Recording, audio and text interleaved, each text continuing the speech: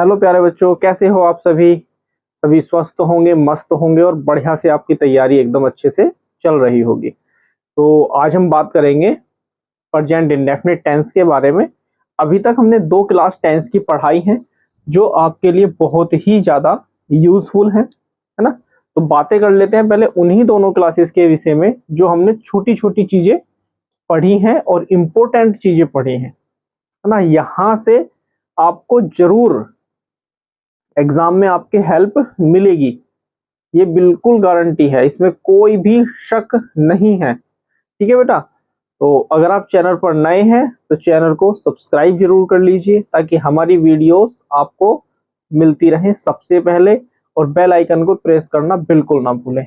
Video के अंत तक बने रहना है, लास्ट तक वीडियो के बने रहना है हमारे साथ, ताकि कुछ नया सीखने के लिए आपको मिले। ठीक है ना, कुछ आप नया सीख कर जाए आज हमारी ये वीडियो देखकर। ठीक, और वीडियो अच्छी लगे तो लाइक, कमेंट और शेयर करना बिल्कुल नहीं भूलेंगे। ठीक है, चलिए पहले थोड़ा सा रिवीजन कर लेते हैं हम। ठीक है बेटा, थोड़ा सा रिवीजन कर लेते हैं। हमने पहली क्लास अपनी पढ़ी है और उस क्लास में हमने बात किया है किस चीज के बारे में, सेंटेंस के विषय में। ठीक है, सेंटेंस की डेफिनेशन बताई थी और सेंटेंस के स्ट्रक्चर बताया था, है ना। 2 तरह से आपके सेंटेंस की बात करी थी हमने, कैसे, एक तो स्ट्रक्चर बेस और एक फंक्शनल बेस। ठीक है बेटा, स्ट्रक्चर में आपको बताया था हमने सिंपल, कंपाउंड, कॉम्प्लेक्स। ठीक है, और फंक्शनल में आपको हमने बताया है, क्या बताया है, असर्टिव। ठीक है, इसके 2 पार्ट होंगे, एक अफर्मेटिव, शॉर्ट में लिख दे रहा हूं, और एक निगेटिव, इंटेरोगेटिव, इंपेरेटिव। ठीक है, एक्सक्लेमेटरी,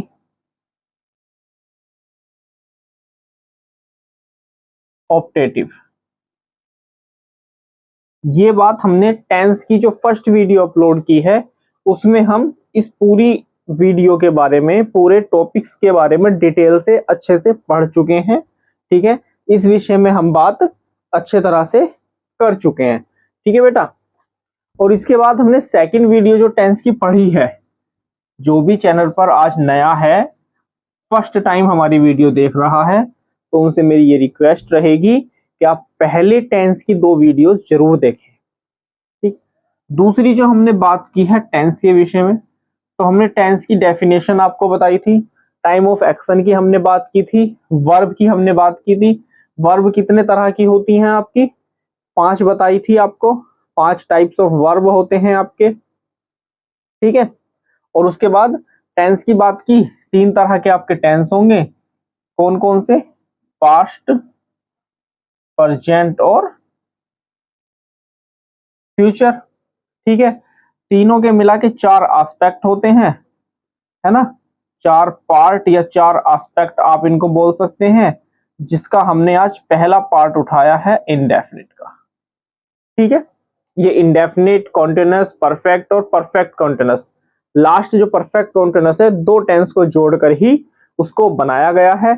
और उसके बाद हमने क्या देखा था, बी की फॉर्म हमने बात की थी, हैव की फॉर्म हमने बात की थी, और एक डू की फॉर्म हमने बात की थी। ठीक है बेटा, तो ये लास्ट वीडियोस जो हमने अपलोड की है उसके विषय में बात थी। और आज हम स्टार्ट करने जा रहे हैं प्रेजेंट इंडेफिनिट टेंस। देखिए, किताबें भरी पड़ी हैं नियम से, रूल्स से, एग्जाम्पल्स से। ठीक है, स्पेशली ऐसा कुछ भी नहीं है कि भाई जो किताबों में ना हो, है ना। कोई भी टीचर अगर आपको पढ़ाएगा कहीं से भी सोर्स लेकर, कहीं से भी किताब पढ़कर, तभी आपको एक्सप्लेनेशन करेगा, तभी आपको पढ़ाएगा। ठीक, टीचर की आवश्यकता क्यों है, ताकि आप चीजों को बहुत आसान भाषा में सीख सको, है ना।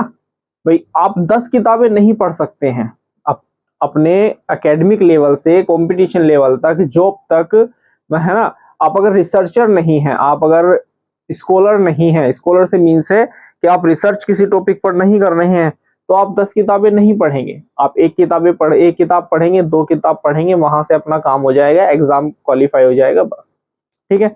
लेकिन एक टीचर आपको पढ़ाने के लिए पता नहीं कितने सारे सोर्स यूज करता है ना। तो बहुत सारे सोर्स यूज करने के बाद तब वो ऐसा मटेरियल, ऐसा डाटा लेकर आता है आपके लिए, जिसको आप अच्छे तरह से, बहुत प्यार से समझ सको और बहुत अच्छे तरह से चीजों को सीख सको। तो वही एक छोटा सा प्रयास है मेरा, आपको सिखाने के लिए, बताने के लिए नई नई चीजें। चलिए आइए देखते हैं प्रेजेंट इंडेफिनिट टेंस। पहले आपने पढ़ा होगा, कोई दिक्कत नहीं है, कोई मुझे इस बात में डाउट नहीं है कि आपने नहीं पढ़ा है ना। ठीक है बच्चों, आइए present indefinite tense. Present indefinite tense की हम सबसे पहले किसी भी टेंस को हमें क्या करना है भाई, 9th, हम यहाँ कौन सी क्लास की बात कर रहे हैं, 9 to 12 की बात कर रहे हैं, ठीक है। और 9 to 12 की बात जब हम कर रहे हैं, जब हम किसी भी सेंटेंस को हिंदी से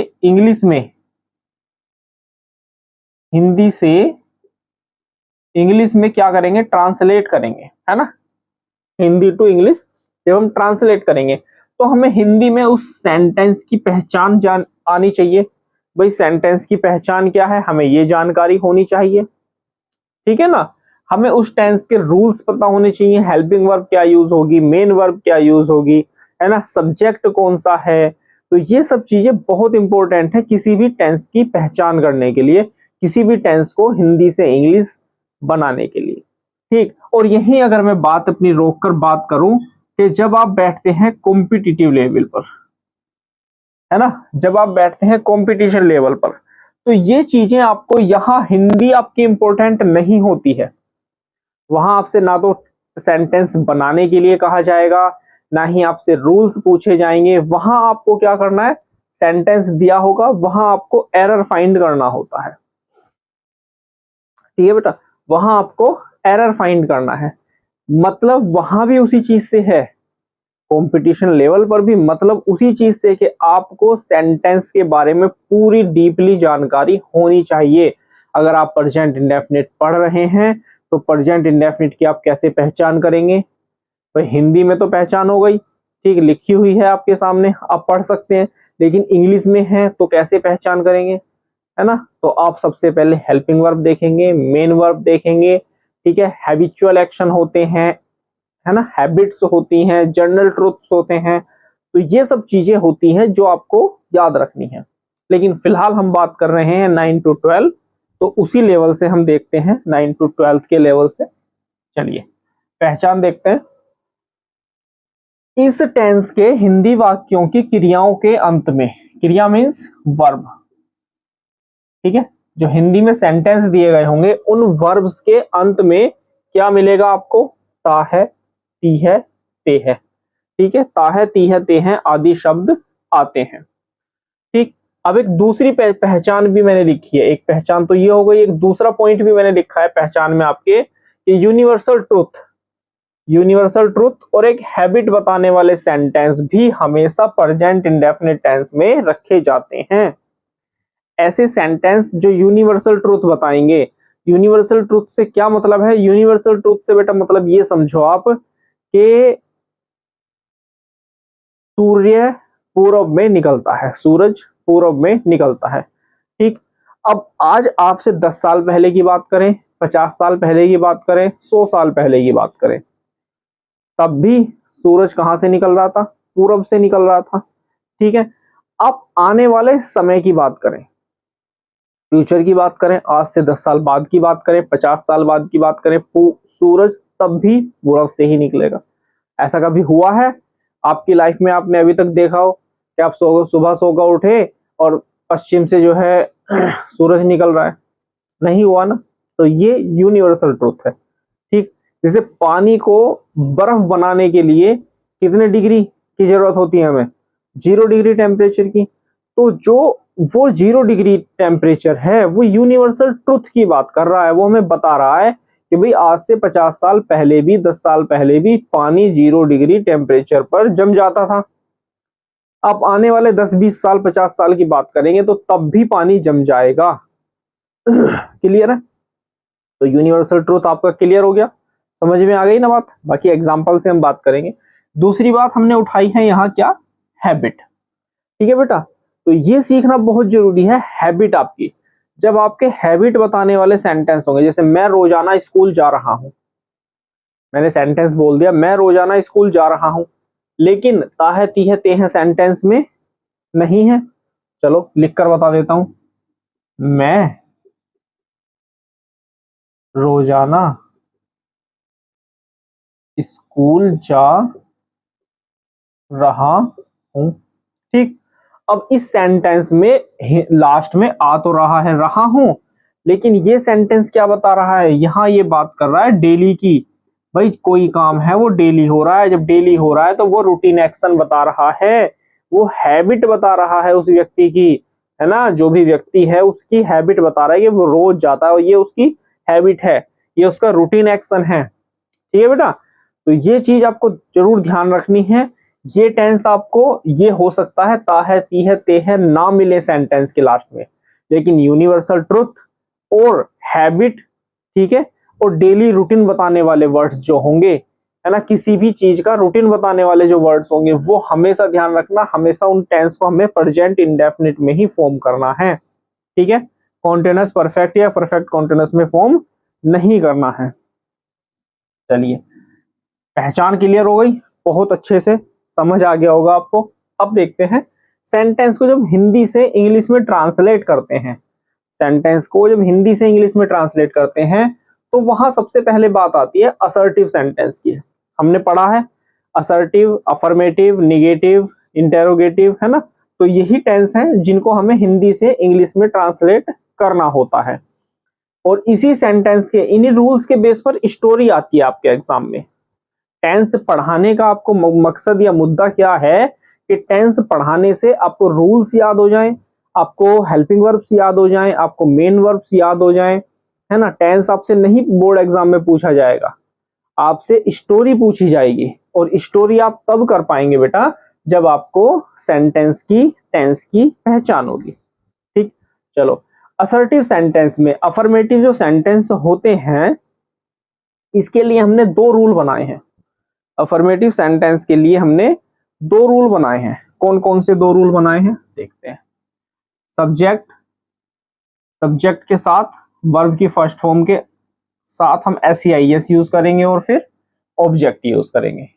ठीक है, दूसरा रूल हमने बनाया सब्जेक्ट हम केवल वर्ब की फर्स्ट फॉर्म लगाएंगे और ऑब्जेक्ट लिख देंगे सेंटेंस में, तो हमारे सेंटेंस कंप्लीट हो जाएंगे। अब आप ये कहेंगे जी हमें कैसे पता चलेगा कहाँ S और ES लगाना है और कहाँ वर्ब की फर्स्ट फॉर्म लगानी है। चलो उसी के लिए देखो ये इतना स्पेस हमने पहले से ही छोड़कर रखा है। जब आप कोई भी सेंटेंस को ट्रांसलेट करते हैं तो सबसे पहले आपको क्या लिखना होता है बेटा, सब्जेक्ट लिखना होता है। सब्जेक्ट आपका 2 तरह का होगा, एक सिंगुलर होगा और एक प्लूरल होगा। ठीक है, सेंटेंस की, सॉरी टेंस की प्रेजेंट इंडेफिनिट टेंस है और फर्स्ट वीडियो है, और ये सब्जेक्ट सिंगुलर प्लूरल आज ही नोट डाउन कर लेना, आज ही लिख लेना, बार बार जरूरत पड़ेगी इसकी हर टेंस में। देखिए सिंगुलर सब्जेक्ट कौन कौन से होंगे, ही, शी, इट, किसी भी व्यक्ति का नाम, ठीक है, स्थान का नाम, name of place, name of person, लेकिन एक व्यक्ति का नाम और पर्सन की बात होगी, किसी एक व्यक्ति का नाम होगा, क्योंकि 2 व्यक्ति के नाम आप एक साथ लिख देंगे तो प्लूरल बन जाएगा। तो सिंगुलर आपका ही, सी, इट, नेम ऑफ प्लेस और पर्सन, ये आपके सिंगुलर हो जाएंगे। प्लूरल देख लीजिए आई, वी, यू, दे, एक्सेट्रा। ठीक है, तो ये आपके सिंगुलर सब्जेक्ट होते हैं, ये आपके प्लूरल सब्जेक्ट होते हैं। अब सिंगुलर जो सब्जेक्ट दिया गया है आपका, ठीक है, जो सिंगुलर सब्जेक्ट है इसके साथ आपको प्रेजेंट इंडेफिनिट में वर्ब की फर्स्ट फॉर्म के साथ एस या ईएस यूज करना है। ठीक है बेटा, एस और ईएस यूज करना है जब आपका सब्जेक्ट एक वचन होगा। ठीक है, जिनको हिंदी में दिक्कत है लिख देता हूं, सिंगुलर मतलब एक वचन और ये बहुवचन।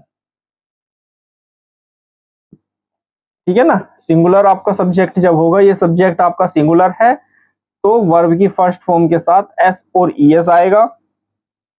सब्जेक्ट प्लूरल है तो वर्ब की फर्स्ट फॉर्म के साथ केवल ऑब्जेक्ट आएगा, इसके साथ कुछ नहीं आएगा और केवल इसके साथ वर्ब की फर्स्ट फॉर्म आएगी और कुछ नहीं आएगा। ठीक है, तो ये आपका सब्जेक्ट हो गया। अब देख लेते हैं सेंटेंस।